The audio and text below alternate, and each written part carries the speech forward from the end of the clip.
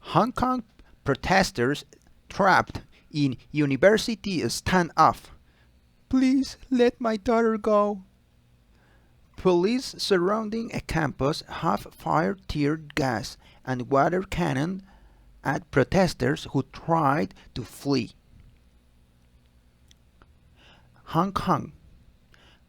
A standoff between protesters and police at a university here raged for more than 24 hours, with police keeping the area on lockdown while refraining from using the lethal force they had threatened as increasingly militant anti-government activists battled back.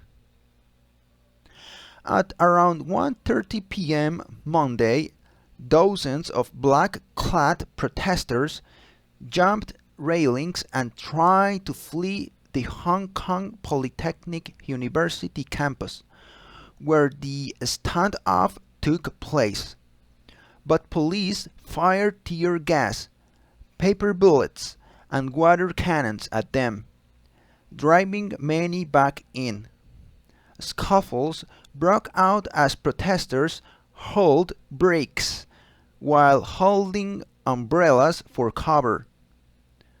Later Monday, police and government officials urged protesters to give themselves up peacefully. Police in riot gear, including members of an elite squad known as the Raptors, made some arrests in close combat, including wrestling to the ground several demonstrators who fought back, causing some bloody scenes. Live video feeds showed a few protesters evading police and running up alleyways and into greenery at the university as they try to avoid arrest. It was unclear how many successfully fled. At a police blockade line near the university, a woman who said her daughter was trapped inside the campus burst into tears in front of a couple of police officers. Please let my daughter go, said the woman, who knelt down to beg.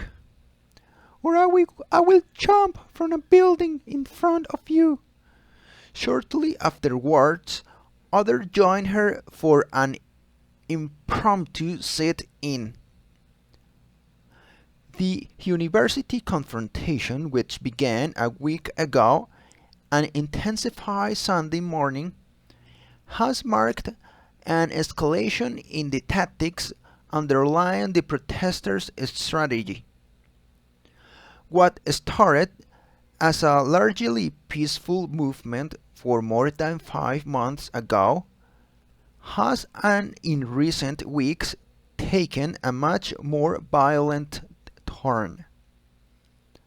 Last week, protesters at universities, who include college and high school aged activists as well as older demonstrators, had been driving the action.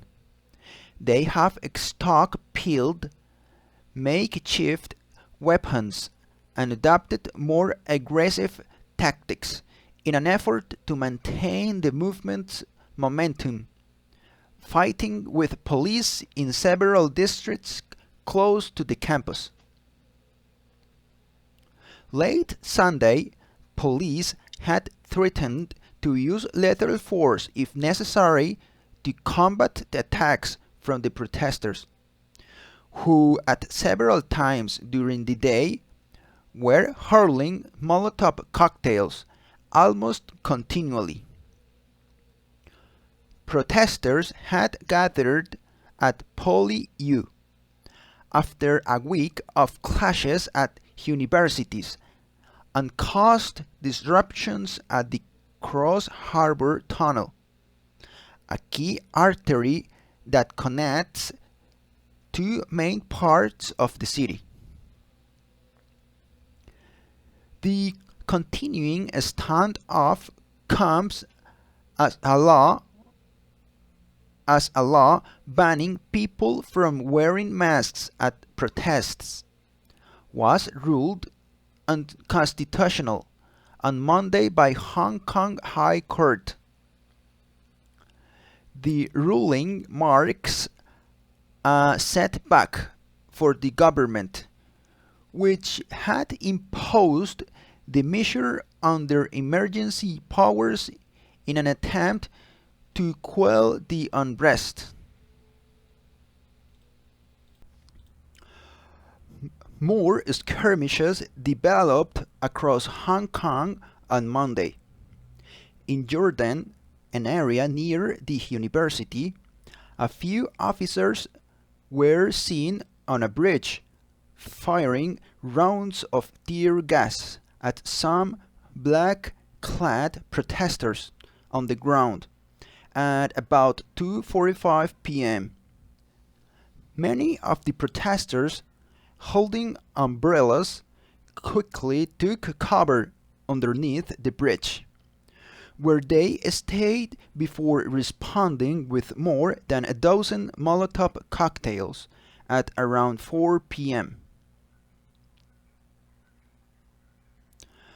Masked protesters in nearby shopping district, popular among tourists, used bamboo sticks, bricks, and other objects, including a recycling trash can, to set up roadblocks, trying to stretch police resources. Early in the morning, some digital flyers were circulated on social media to call for more support for their fellow demonstrators trapped in the university. Protesters also gathered again in Central, the bustling financial district, which last week was engulfed in tear gas. Meanwhile, the city's Education Bureau announced that primary and secondary schools will remain closed. Classes are expected to resume on Wednesday, almost a week after they were initially suspended. The Bureau said kindergartens and special needs schools are expected to remain suspended until Sunday. Thank you for listening. Article from wallstreetjournal.com. A commentary published Monday by the People's Daily newspaper, a mouthpiece of China's ruling Communist Party, said that there should be no room for compromise with protesters. It added that the future of Hong Kong has reached a crisis point. It said there will not be toleration of radical, violent activities that challenge the one country, two systems principle that governs China's relationship with semi-autonomous Hong Kong. Chinese Defense Ministry spokesman Ko Wu-Kwan, speaking to reporters at a regional conference of defense officials in Bangkok, cited a November 14 speech by Chinese President Xi Jinping, in which he said the president gave the highest direction of the central government, ending violence and restoring order in Hong Kong. He called it the Army's most pressing task in Hong Kong. Hong Kong Chief Executive Carrie Lam has stayed mostly out of the public eye during the standoff. Thought she did visit a police officer who had been shot by an arrow during Sunday clashes at PolyU.